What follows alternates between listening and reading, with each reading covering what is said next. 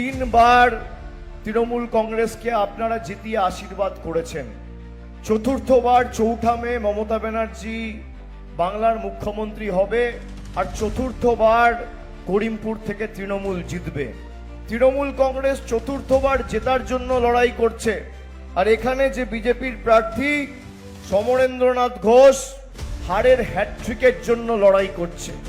একবার নয়, দুবার নয়, তিনবার নয়, যতবার দাঁড়াবে ততবার হারবে, যত কুৎসা করবে তত গর্তে ঢুকবে, দেখবে আর জ্বলবে, লুচির মতো খুলবে।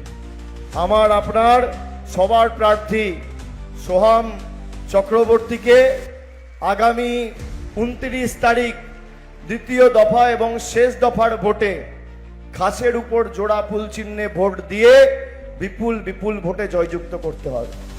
নাকাশিপাড়া বিধানসভার আমাদের প্রবীণ বিধায়ক, আমাদের দলের সবচেয়ে এক্সপিরিয়েন্স 5 বিধায়ক মাননীয় কল্লোল খান তেহট্টে আমাদের বহুদিনের সহকর্মী, পঞ্চায়েত সমিতির সভাপতি ছিল, দুবারের জেলা পরিষদের কর্মাধ্যক্ষ দিলীপ পোদ্দার আমাদের কালীগঞ্জের 7 মাস আগেই তিনি বিপুল ভোটে বাই ইলেকশনে জিতে লাল সাহেবের মেয়ে আলিফা আহমদ, কালীগঞ্জে চাপড়ায় আমাদের লড়াকু সৈনিক জেব্বের শেখ, আমাদের দলের নদিয়া জেলার চেয়ারম্যান রুকবানুর রহমান এবার পলাশীপাড়া কেন্দ্রে দাঁড়িয়েছেন, এবং কৃষ্ণগড় উত্তরে সোমনাথ দত্ত।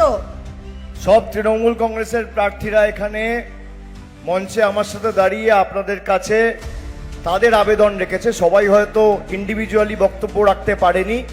আমি অনুরোধ করে যাব যে জোড়া ফুল একমাত্র তৃণমূল কংগ্রেস যে আপনাদের অধিকার রক্ষা করবে। আগামী দিন আপনাদের ভোটাধিকার থেকে শুরু করে উন্নয়নের যা কর্মকাণ্ড যদি কোনো পার্টি করে, বিগত দিনেও তৃণমূলকে দেখেছেন, আগামী দিনেও তৃণমূল করবে। তাই সবাইকে আমি আরেকবার আবেদন করব যে ভোটটা এমনভাবে দেবেন 4 তারিখ ভোট বাক্স খুললে পদ্ম ফুলের বাবুরা বহিরাগতরা যেন চোখে সর্ষে ফুল দেখে।